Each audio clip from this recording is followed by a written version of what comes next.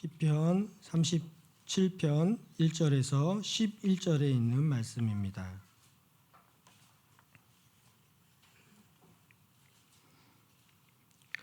행악자를 인하여 불평하여 하지 말며 불의를 행하는 자를 투기하지 말지어다. 저희는 풀과 같이 속히 배임을 볼 것이며 푸른 채소같이 세잔할 것이미로다.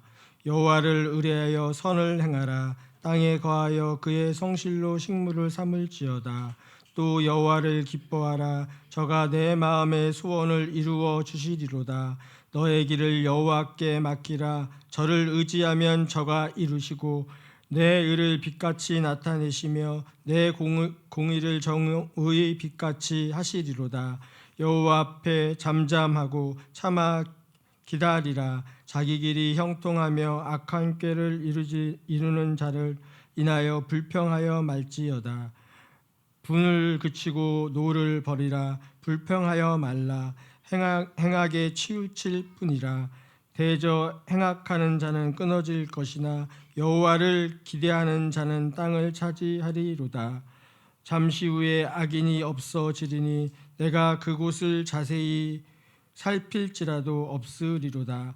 오직 온유한 자는 땅을 차지하며 풍부한 화평으로 즐기리로다. 아멘. 믿음으로 세상 살기란 제목으로 함께 은혜를 나누고자 합니다.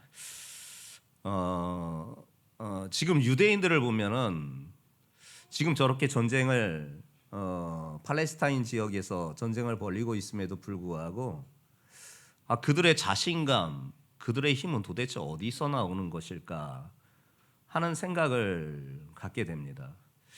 무슨 자신감이 있어서, 무슨 힘이 있어서 저들은 저렇게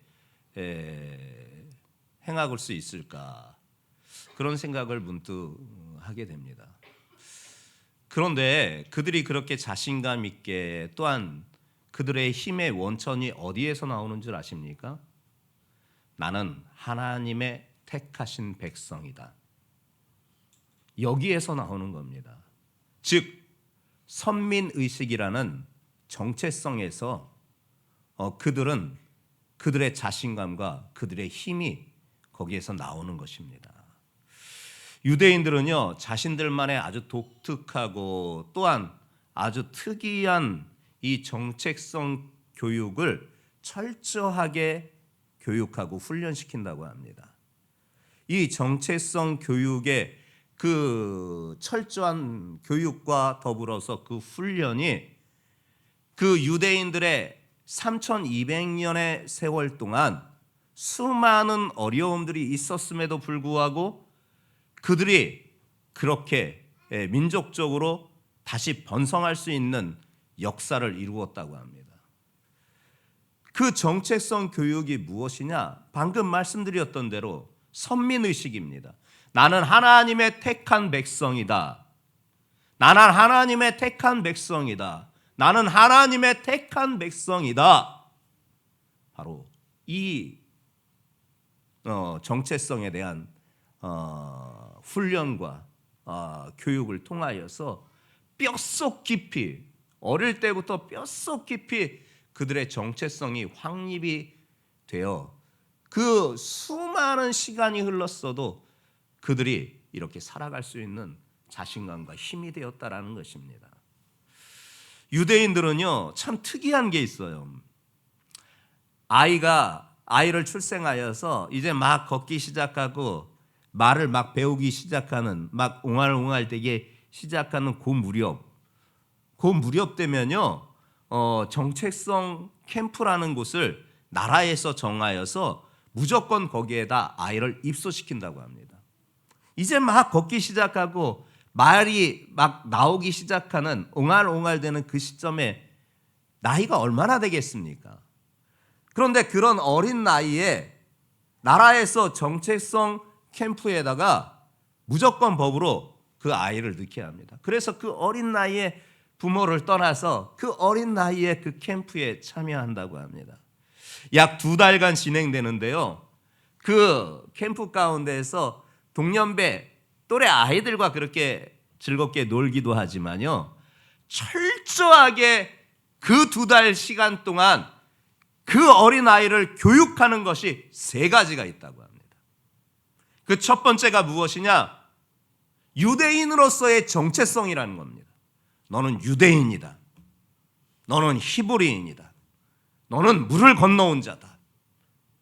그 어린아이가 이제 막 걷기 시작하고 말을 배우기 시작하는 옹알옹알대는 그 아이가 무슨 말인지 알아들을 리가 없습니다. 그럼에도 그 2달의 캠프 기간 동안 너는 유대인이다. 너는 히브리인이다. 너는 물을 건너온 백성이다. 하면서 계속해서 주입을 시킨다고 합니다. 계속해서요. 그게 첫 번째 교육입니다. 두 번째는 무엇이냐? 유대 신앙 공동체 안에서의 사회성을 길러줍니다. 그래서 친구들과 놀면서, 같은 유대인 친구들과 놀면서 함께 어울려가는 법을 배우게 됩니다. 또 하나가 무엇이냐? 하나님에 대한 신앙심입니다. 우리가 섬기는 참 신이신 분은 오직 한 분, 하나님 뿐이시다. 여호와 하나님 뿐이시다. 다른 신은 없다. 다른 신은 다 가짜고 다른 신은 다 우상이다. 하면서 이 아이에게 세 번째 하나님에 대한 신앙심을 이제 막 걷기 시작하고 말 막 옹알옹알대는 그 아이들에게 2달간 집중적으로 이 세 가지를 교육하고 훈련시킨다고 합니다. 그런데 이와 같이 분명한 하나님의 백성으로서의 정체성을 그 어린 시기에 심어줬을 때 그 아이가 일평생 자신이 누구인가를 깨닫고 그 길에서 벗어나지 아니하고 그 길에서 살아간다는 겁니다. 그리고 그 길 안에서 행복한 삶을 찾아간다는 것입니다. 분명한 정체성이 없이 살아간다면 작은 문제도 어려움에도 좌절하고 낙심하는 인생으로 살아갈 수밖에 없습니다. 근데 분명한 정체성, 신앙의 정체성, 나는 하나님의 택한 백성이다. 나는 하나님만을 섬기는 자다. 나는 오직 예수님만을 믿는 자다. 이 분명한 정체성은 작은 문제가 있고 좀 어려움이 따라온다 하여도 그것을 돌파해내는 믿음의 역사를 이룬다라는 것입니다. 성도들이요, 여러분들의 신앙의 정체성이 분명해야 됩니다. 분명하게 그 신앙의 정체성 위에서 하나님이 주신 꿈을 꿉니다. 하나님이 주신 비전을 갖습니다. 하나님이 주신 목적을 따라갑니다. 그 꿈과 그 목적과 그 비전에 또한 최선의 노력을 다하고 하나님께서 역사해 주시니까 잘 안 될래야 안 될 수가 없는 겁니다. 잘 된 것입니다. 복에 복이 임하는 것이고 지경에 넓혀지는 역사가 나타나는 줄 믿습니다. 요사이 우리의 신앙을 흔드는 때가 되었습니다. 어느 때보다도 이 신앙 정체성에 대한 교육과 이 신앙 정체성에 대한 인지에 대한 훈련과 교육이 너무 필요한 시기가 되었습니다. 이 종말의 때를 우리가 살아가고 있는데 정말 사단이 굶주린 사자처럼 입을 벌리면서 먹이 사냥을 하듯이 영혼 사냥을 하고 있는 우린 이 시기를 살아가고 있지 않습니까? IT의 발전으로 말미암아 어린 아이서부터 노인에 이르기까지 손에 들려있는 스마트폰을 손에서 놓지 못하고 살아가는 세대가 되었습니다. 밤새도록 이 스마트폰을 손에서 놓질 못해요. 스마트폰을 밤새도록 철야하고 은혜가 충만해야 하는 성도들이 아침부터 저녁까지 이 스마트폰을 손에서 놓지 아니하고 살아가면서 중간에 어떤 틈도 없이 그렇게 살아가는 우리의 인생의 모습을 보게 됩니다. 눈만 뜨면 이 정체성을 갉아먹는, 신앙의 정체성을 갉아먹는 사단의 공격이 얼마나 이와 같이 집요한지, 기도하기보다는 스마트폰을 들고 있어야 마음의 안정이 찾아오고, 하나님의 말씀을 읽기보다는 스마트폰에서 접하게 되는 정보가 마음의 안정을 주고, 또한 하나님 앞에 예배하고 찬양하는 것보다도 스마트폰에서 나오는 어떤 영상으로 말미암은 그런 육신의 유희가 더 마음에 안정을 주는 이런 세태 가운데서 정말 우리의 영혼을 갉아먹는 사단의 역사가 이와 같이 집요한데, 이럴 때일수록 우리가 더욱더 우리 마음의 신앙의 정체성을 바로 세워야 하는 이 시기를 우리가 살아가고 있습니다. 참 믿음을 따라서 세상 살기가 쉽지 않은 이 시대를 우리가 살고 있습니다. 그러기에 여러분들의 신앙의 정체성을 분명하고 확실하게 더욱더 마음에 새기는 우리 성도들 되시기를 주님의 이름으로 축복합니다. 같이 따라해 보겠습니다. 나는 하나님의 택함을 받은 하나님의 백성이다. 나는 하나님의 택함을 받은 하나님의 백성이다. 여러분들의 신분인 줄 믿습니다. 오늘 본문에 이 시편 기자는 다윗입니다. 다윗이 노년기에 성령에 감동하여서 우리에게 들려주시는 이 말씀은 시의 분류를 따라서 지혜시로도 분류하고 더불어서 교훈을 주는 교훈시로도 이렇게 분류하고 있습니다. 이 다윗이 이 말씀 속에서 악인들에 대한 그 악행이 결국 하나님의 공의로 말미암아 심판을 받게 될 것이고, 더불어 의인들은 하나님의 공의로 말미암아 하나님의 축복을 받을 것이라는 내용을 우리에게 들려주시고 있습니다. 이 말씀을 통하여서 우리가 하나님의 말씀을 들으려고 합니다. 첫 번째 들려주는 것이 무엇이냐? 악인의 형통에 불평하지 말라는 것입니다. 같이 한번 따라해 보겠습니다. 악인의 형통에 불평하지 말라. 악인의 형통에 불평하지 말라. 자, 1절 말씀을 함께 합독하며 확인하겠습니다. 시작.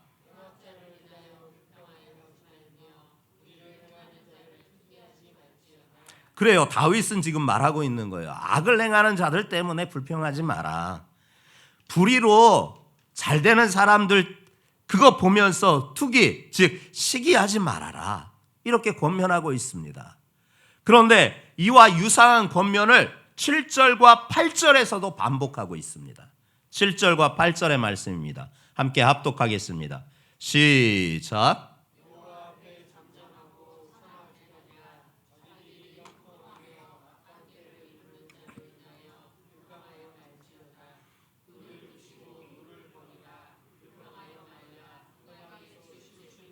아멘.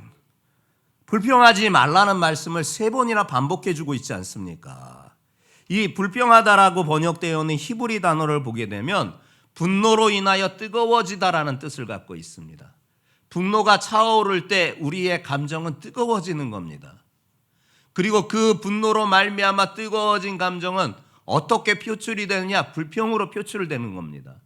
그래서 우리 성경은 히브리의 원뜻인 분노로 인해 뜨거워지지 말라는 이 말씀을 불평하지 말라는 말씀으로 우리에게 더 자세하게 번역해 주신 것입니다. 분노하는 일이 많은 거예요. 분노하는 일이. 분노한 일들 때문에 마음이 뜨거워지는 거예요. 뜨거워져.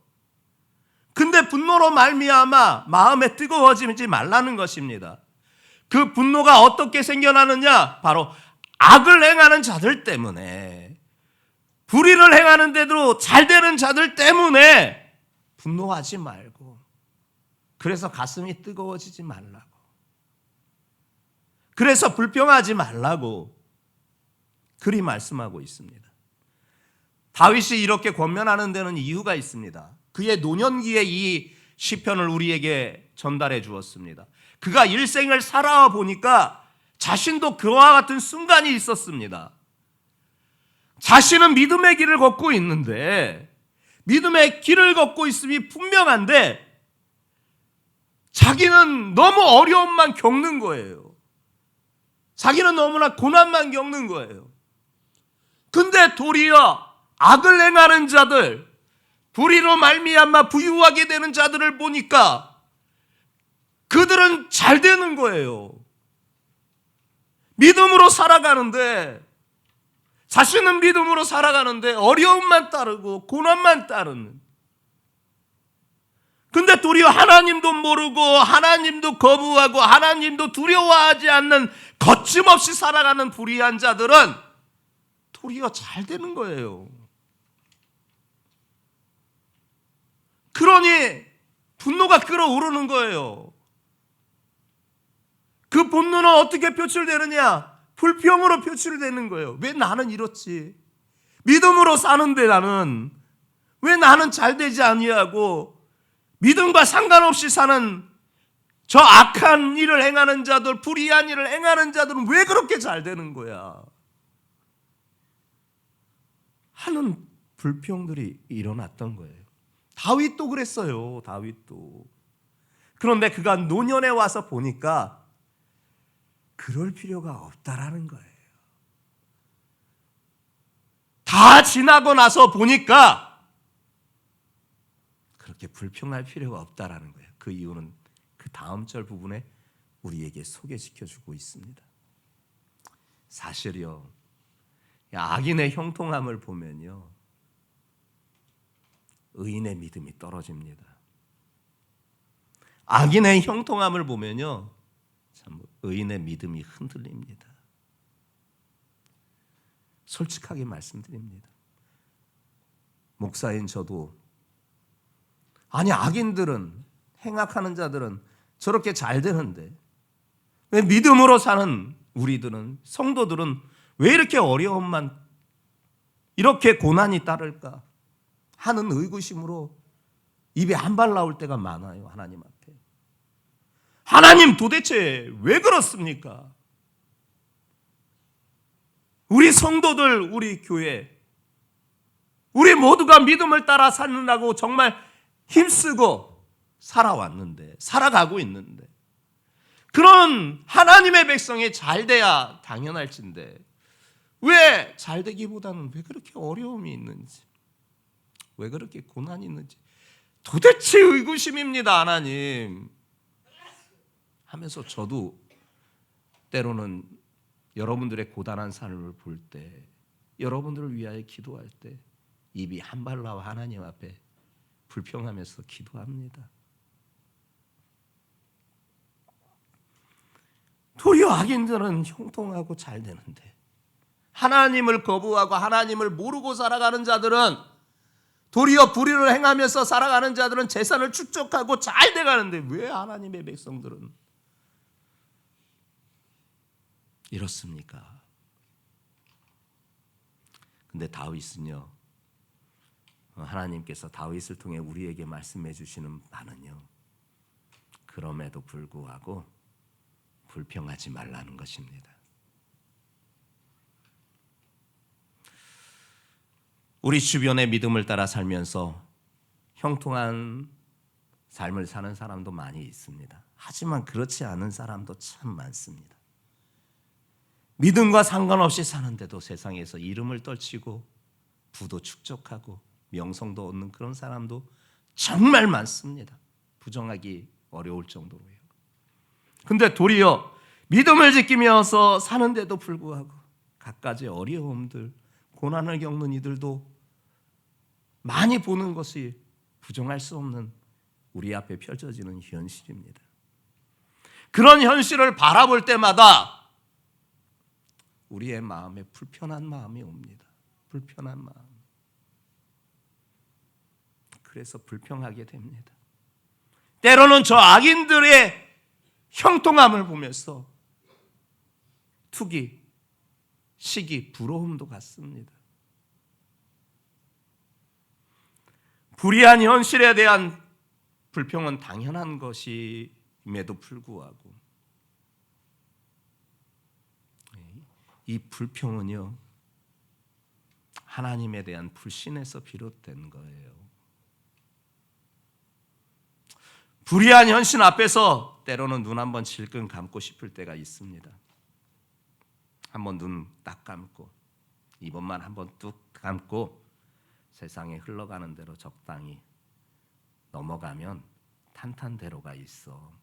탄탄대로가 열릴 것 같아. 그런 상황에 우리가 심각하게 신앙의 갈등을 합니다.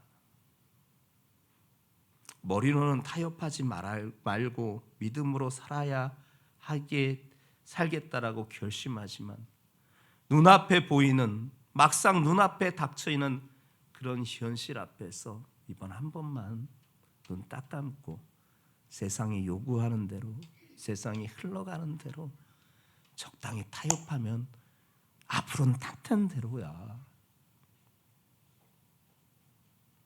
그때 정말 신앙에 갈등이 생겨요. 갈등이. 그런 현실 앞에 막상 눈앞에 펼쳐지면요, 참 믿음으로 세상을 살기가 쉽지 아니함을 다시금 알게 돼요. 그러나 그럴 때마다 우리는 더더욱 하나님 앞에 하나님의 도우심을 간구하는 것입니다. 세상의 유혹을 이겨낼 수 있는 능력이 나에게 없습니다. 세상의 유혹을 이겨낼 수 있는 힘과 능력은 하나님께서 우리에게 주셔야 하는 것입니다. 질끔 감으면 한번 저들이 원하는 대로 하면 앞으로는 탄탄대로인데 하는 그런 갈등의 상황이 찾아온다 할지라도 믿음으로 하나님의 도우심을 간구하면서 단호하게 여러분들의 삶을 이루어 나갈 수 있는 우리 성도들 되시기를 주님의 이름으로 축복합니다. 예수님이요 70인 제자들에게 둘씩 짝을 지어주면서 전도 여행을 보냈던 적이 있거든요. 둘씩 짝을 지으면서 각 지역에 흩어져서 전도 여행을 보냈어요. 일정 기간 너희들이 가서 복음을 전해라, 전도해라 하여서 그렇게 전도 여행을 보낸 적이 있습니다. 그렇게 보내시면서 그들 앞에서 예수님께서 정말 진솔하게 이와 같은 말씀을 하십니다. 내가 너희를 보냄이 마치 양을 이리 가운데 보냄과 같다. 그러나 너희들은 뱀처럼 지혜롭고 비둘기처럼 순결할지어다. 이리 말씀하셨거든요. 성경 안에서 뱀에 대한 묘사는 항상 부정적인 묘사입니다. 어디를 봐도 뱀이라고 하면은 부정적으로 묘사됩니다. 그런데 유일하게 뱀에 대해서 긍정적으로 하셨던 말씀이 바로 이 말씀입니다. 너희들 세상에 나가서 복음을 전하는 사명, 즉 또한 믿음을 따라 살아가는 데 있어서 너희들은 뱀처럼 지혜로워야 한다. 그리고 비둘기처럼 그 믿음이 순결해야 된다. 여러분, 이 주님의 말씀에 여러분 어떻습니까? 우리 성도들 불평하지 맙시다. 하나님께서 여러분들을 위해서 놀라운 역사를 반드시 이루어 줄 줄 믿습니다. 악인의 형통 부러워하지 마십시다. 결국 하나님께서 의인의 삶을 형통하게 하여 주시는 줄 믿습니다. 내 시간과 내 방법은 아닐 수 있을 것입니다. 그러나 하나님의 시간과 하나님의 방법으로 하나님께서 당신의 백성들을 인도하실 것이고 그 인도하심에 하나님의 놀라운 열매가 있을 줄 믿습니다. 결국 하나님께서 이 악인들의 운명을 이미 결정해 주셨습니다. 2절 말씀 함께 합독해 보겠습니다. 시작.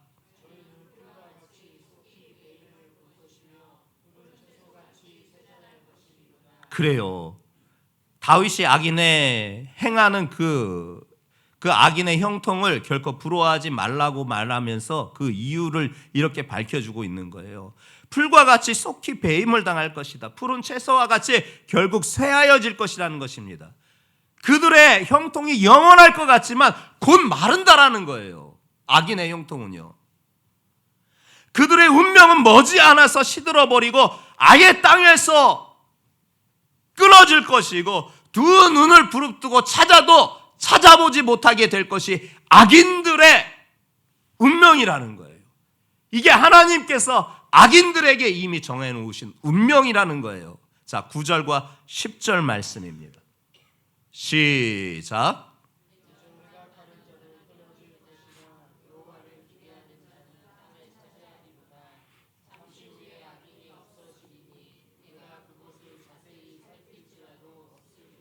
아멘. 믿음의 눈으로 바라보지 아니하면 여전히 악인들의 형통이 부럽습니다. 그럴 수밖에 없습니다.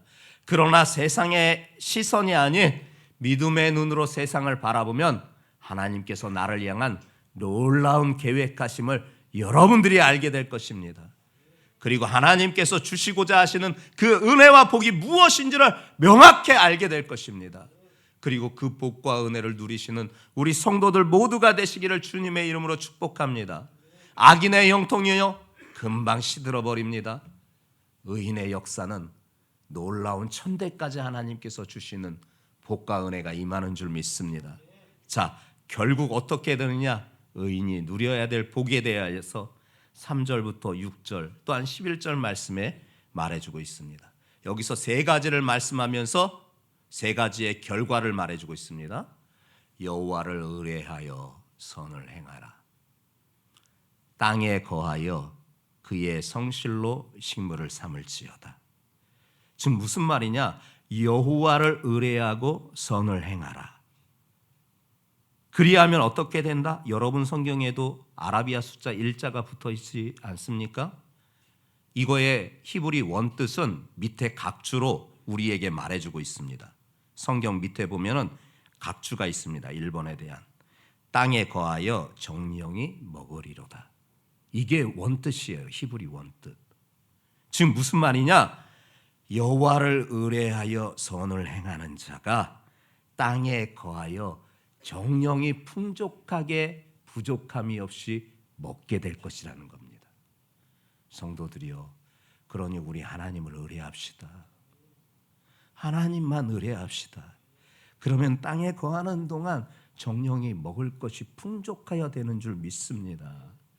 두 번째, 또 여호와를 기뻐하라. 여호와를 기뻐하래요. 저가 네 마음의 소원을 이루어 주시리로다. 하나님을 기뻐하는 자를요, 하나님께서 그 소원을 이루어 주신대요. 여러분 소원이 무엇입니까? 저는 알지 못하나 우리 주님께서는 알고 계시는 줄 믿습니다. 그 하나님을 기뻐하는 여러분들 되시기를 주님의 이름으로 축복합니다. 그때 여러분들의 소원이 그분의 손에 의하여서 이루어지는 역사가 나타나는 것입니다. 그리고 한 가지 더 말합니다. 너의 길을 여호와께 맡기라. 저를 의지하면 저가 이루시고 내 의를 빛같이 나타내시며 내 공의를 정의의 빛같이 하시리로다. 아멘. 내 길을 여호와께 맡기래요.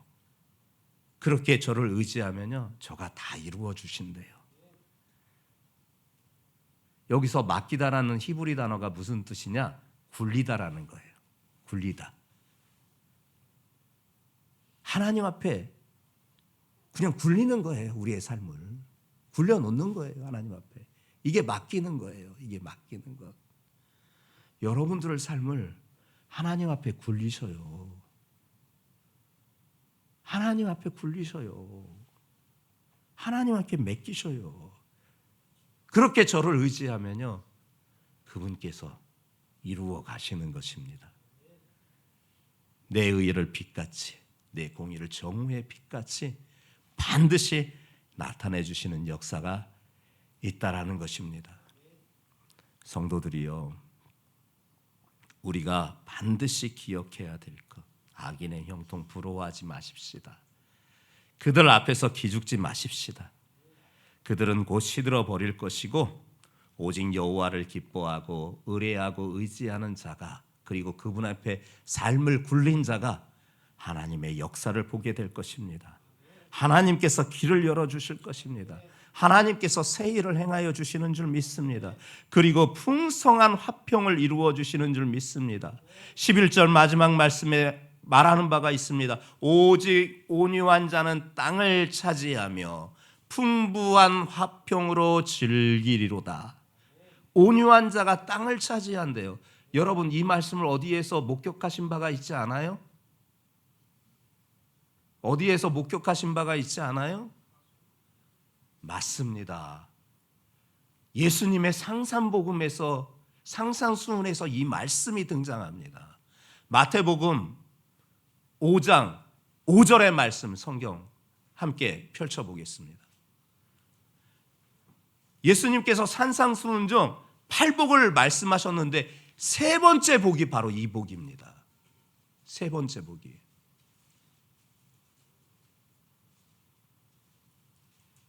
마태복음 5장 5절 말씀입니다. 함께 합독하겠습니다. 시작. 아멘. 오직 온유한 자가 땅을 차지하고 풍부한 화평을 즐긴다. 이 말씀은 오직 온유한 자가 복이 있다. 저희가 땅을 기업으로 받을 것이다. 예수님께서 약속하신 8복 중 하나 아닙니까? 여기서 온유한 자가 그럼 누구일까요? 예수님 믿고 끝까지 인내하며 참고 기다리는 자, 그분만을 기대하는 자, 이 자가 바로 온유한 자인 것입니다. 이 온유한 자에게 땅을 기업으로 주시는 역사가 나타나고 화평을 주시는 역사가 있다라는 것입니다. 이 은혜가 여러분들 안에 충만하시기를 주님의 이름으로 축복합니다.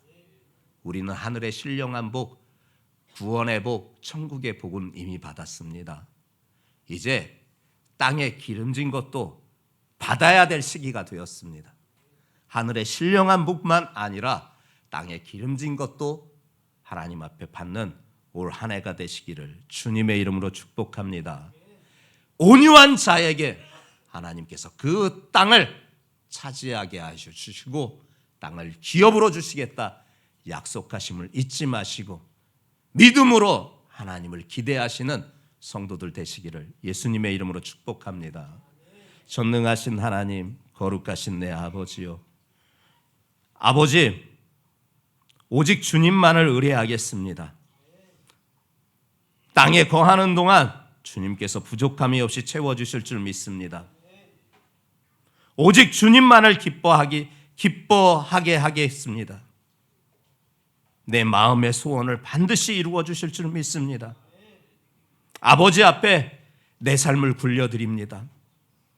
주님만을 이렇게 의지할 것이니 주님께서 우리의 삶에 놀라운 역사를 이루어 주시옵소서.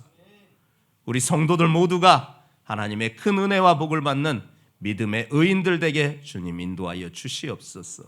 예수님의 이름으로 기도합니다. 아멘.